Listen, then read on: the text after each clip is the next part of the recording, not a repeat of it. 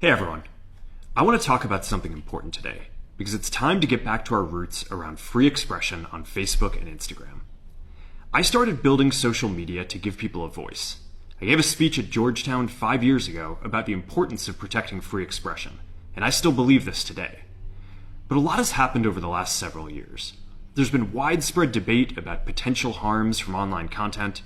Governments and legacy media have pushed to censor more and more. A lot of this is clearly political, but there's also a lot of legitimately bad stuff out there. Drugs, terrorism, child exploitation. These are things that we take very seriously, and I want to make sure that we handle responsibly. So we built a lot of complex systems to moderate content.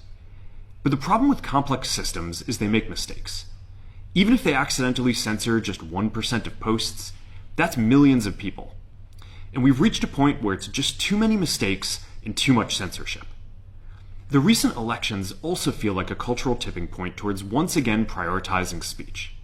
So we're going to get back to our roots and focus on reducing mistakes, simplifying our policies, and restoring free expression on our platforms. More specifically, here's what we're going to do.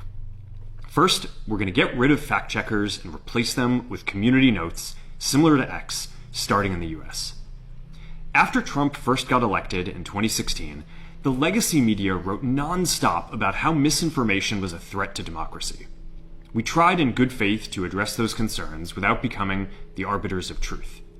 But the fact checkers have just been too politically biased and have destroyed more trust than they've created, especially in the US. So over the next couple of months, we're going to phase in a more comprehensive community notes system. Second, we're going to simplify our content policies and get rid of a bunch of restrictions on topics like immigration and gender that are just out of touch with mainstream discourse. What started as a movement to be more inclusive has increasingly been used to shut down opinions and shut out people with different ideas, and it's gone too far. So I want to make sure that people can share their beliefs and experiences on our platforms. Third, we're changing how we enforce our policies to reduce the mistakes that account for the vast majority of censorship on our platforms. We used to have filters that scanned for any policy violation. Now, we're going to focus those filters on tackling illegal and high-severity violations. And for lower severity violations, we're going to rely on someone reporting an issue before we take action. The problem is that the filters make mistakes, and they take down a lot of content that they shouldn't. So by dialing them back, we're going to dramatically reduce the amount of censorship on our platforms. We're also going to tune our content filters to require much higher confidence before taking down content. The reality is that this is a trade-off. It means we're going to catch less bad stuff, but we'll also reduce the number of innocent people's posts and accounts that we accidentally take down. Fourth, we're bringing back civic content. For a while, the community asked to see less politics because it was making people stressed. So we stopped recommending these posts. But it feels like we're in a new era now, and we're starting to get feedback that people want to see this content again. So we're going to start phasing this back into Facebook, Instagram, and Threads while working to keep the communities friendly and positive. Fifth, we're going to move our trust and safety and content moderation teams out of California, and our US-based content review is going to be based in Texas.